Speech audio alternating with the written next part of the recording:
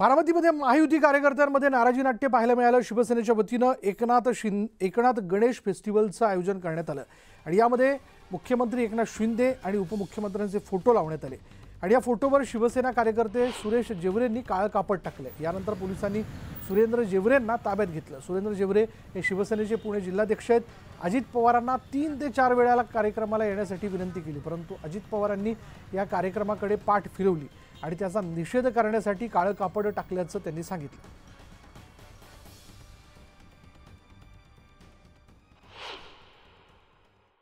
सर्वसामान्य जनतेचा कार्यक्रम म्हणून अजितदादांचं कर्तव्य होतं या कार्यक्रमाच्या उद्घाटनाला येणं।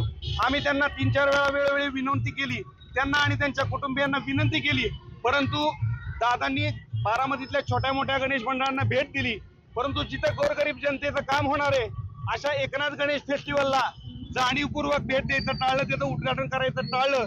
त्यामुळे आमच्या एकनाथ शिंदे साहेबांचा या ठिकाणी अपमान झालेला आहे असं आमचं म्हणणं आहे। म्हणून त्याचा निषेध व्यक्त करण्यासाठी आम्ही आमच्या खर्चानी जी बॅनर लावलेले आहेत तिथं आम्ही अजितदादांचं बॅनर कपड्यांनी झाकून टाकत आहोत। अशा पद्धतीने आम्ही याचा निषेध करत आहोत। राष्ट्रवादी काँग्रेसचे आमदार अमोल मिटकरी या क्षणाला आपल्या बरोबर आहेत। अमोल मिटकरीजी, ठीक आहे, स्थानिक पातळीवरही महायुतीचा धर्म पाळला गेला पाहिजे हे तितकंच खरं आहे। कार्यकर्त्यांच्या अपेक्षा असतात आणि तशीच अपेक्षा जी आहे ती शिंदे गटाच्या या पदाधिकाऱ्याकडून व्यक्त करण्यात आली होती की आमच्या फेस्टिवलला अजितदादांनी यावं, ते का गेले नाहीत। अर्थात तो त्यांचा विषय असू शकतो, पण यानंतर आता ही जी चर्चा होते की महायुतीचा धर्म पाळला जात नाही, हे खरं आहे का?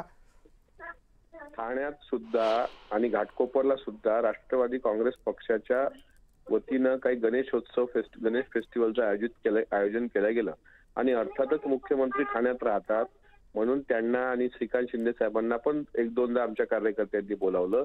त्यांच्या व्यस्त शेड्यूलमुळे ते तिथे जाऊ शकले नाहीत। याचा अर्थ राष्ट्रवादीने डायरेक्ट एकनाथ शिंदे साहेबांच्या अंगावर काळं बॅनर असं लावलं नाही। हे काही असे उपटसुंभ कार्यकर्ते असतात, यांना यांच्या अपेक्षा पूर्ण झाल्याच पाहिजे असा अट्टहास असतो यांचा। आणि साधारणपणे आता तो कोण व्यक्ती आहे, काय आहे, त्याचा कोणाची ओळख आहे, त्याची काय सांगता येत नाही। तो पुणे जिल्ह्याचा शिंदे सेनेचा तो अध्यक्ष आहे, राहतो बारामतीमध्ये। बारामतीच्या जनतेला माहित आहे की दादा छोट्या छोट्या ठिकाणी सुद्धा वेळ देतात आणि यांनी काय त्याचं निमंत्रण दिलं की नाही, काय नाही हे यांना माहित। त्याच्यामुळे फक्त प्रसिद्धीच्या झोतात राहण्याकरता एखाद्या कार्यकर्त्यांनी केलेला हा वेडा प्रयोग आहे। त्याच्या पलीकडे काय आहे असं मला वाटत नाही आणि प्रत्येक ठिकाणी असे गल्ली बोळात काही कार्यकर्ते असतात, त्याच्यामुळे फारसं काही त्याला गांभीर्याने घ्यायची गरज नाही।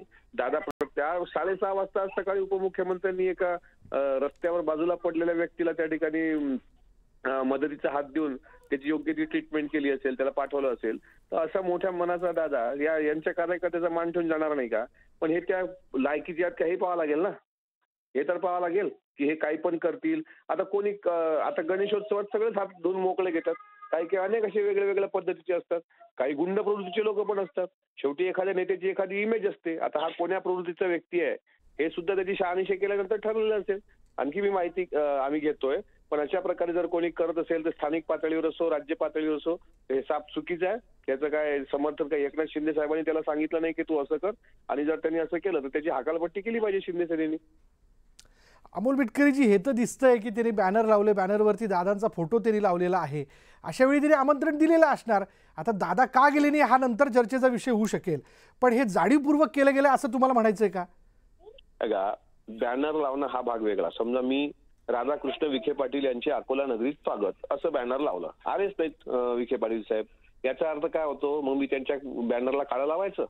असं नाही ना होत। एक तर त्यांनी रीतसर परमिशन घ्यायला पाहिजे। बॅनर लावले ते महायुतीचे बॅनर लावले तर 3 पक्षाचे नेत्यांचे फोटो टाकणं हे क्रमप्राप्त आहे, पण हे फक्त प्रसिद्धी स्टंट आहे। याच्यात एकच दिसतोय की हा प्रसिद्धी स्टंट आहे।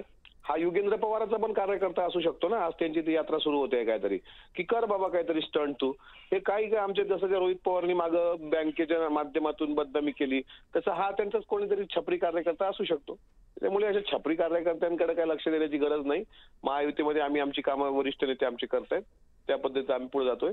ठीक आहे, आता असं असेल तर स्थानिक पातळीवरचे नेते राष्ट्रवादीचे सक्षम आहेत त्याला उत्तर द्यायला। आता अमोल मिटकरीजी, आपणच वारंवार काही वेळेला शिंदे गटाच्या कार्यकर्त्यांकडनं असेल किंवा मग भाजपच्या कार्यकर्त्यांकडनं असेल, जेव्हा वक्तव्य होतं तेव्हा उत्तर आपण देता त्या सगळ्या विषयाला घेऊन, हा वेळच्या वेळी उत्तर दिलं गेलं पाहिजे यात शंका नाही, पण सारं काही ठीक आहे असं म्हणायचं का? विशालजी, सगळंच काही ठीक करण्याचा आम्ही प्रयत्न करतो आहोत. काही ठिकाणी जे खतखत आणतायत काही लोक जाणीवपूर्वक म्हणतात आमची खतखत आहे, तर तुम्ही स्पष्ट विचारलं तर स्पष्ट सांगतो ना. शंभूराज देसाई, तानाजी सावंत, त्याच्यानंतर आणखी संजय शिरसाट वगैरे हे सगळे लोक ज्यावेळेस बोलले त्यावेळेस आम्ही स्पष्ट भूमिका मांडली. का शिंदे सेनेला वाटत नाहीये का भाजप आणि राष्ट्रवादी सोबत लढावं, ते एकदा त्यांनी क्लिअर करावं मुख्यमंत्र्यांजवळ बसून. आणि आता साधारणपणे विधानसभेच्या निवडणुका तोंडासमोर असताना जाणीवपूर्वक फक्त हे शिंदे गटाकडूनच होते एक लक्षात घेतलं पाहिजे. म्हणजे तानाजी सावंतांपासून ही मालिका सुरू होते तर आता या ठिकाणी येऊन पोहोचलेली आहे ही बारामतीच्या या कार्यकर्त्यापर्यंत. त्याच्यामुळे शिंदे सेनेच्या संदर्भातला निर्णय हा भारतीय जनता पार्टी आणि राष्ट्रवादी काँग्रेस पक्षाच्या वरिष्ठ नेत्यांनी त्या शिंदे साहेबांशी बोलून घ्यावा की तुमच्या मनात नेमकं काय नसेल तर यांना आवरा ना, या भुसांडांना यांना आवरलं पाहिजे. जी जी जी जी आपल्याबरोबर असेच थांबा अमोलजी. आपल्याबरोबर शिवसेनेच्या शिंदे गटाच्या नेत्या ज्योती वाघमारे आहेत. ज्योतीजी आपण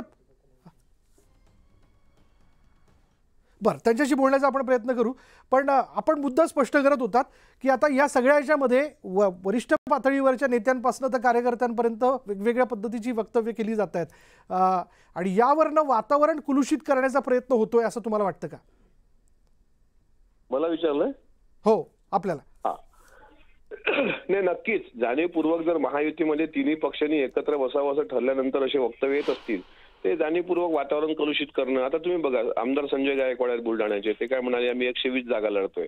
आता शेवटी एकदा ठरलं की पार्लमेंटरी बोर्ड किंवा त्या पक्षाचे वरिष्ठ नेते एकत्र येऊन तिन्ही पक्षाच्या जागेबाबत एकत्र निर्णय घेतील. त्यासाठी अमित शहाजी काल आले होते आणि हे सगळं सुरू असताना आता आम्ही विधानसभेच्या चांगल्या जोरात तयारी करत असताना काही ना काही घुसपट काढायचं. कोणी म्हणते मला मळमळ होते, कोणी म्हणते मुख्यमंत्री लाडकी बहीण योजनेतून मुख्यमंत्र्यांचं नावच गायब आहे. तिन्ही पक्षातले वरिष्ठ नेते एकत्रच आहेत, एक संघ आहेत. फक्त खालच्या कार्यकर्त्यांनी जरा संयम ठेवून तिन्ही पक्षाच्या नेत्यांना मान सन्मान द्यावा एवढीच आमची अपेक्षा आहे. जी जी धन्यवाद आमच्याशी बोलण्याबद्दल.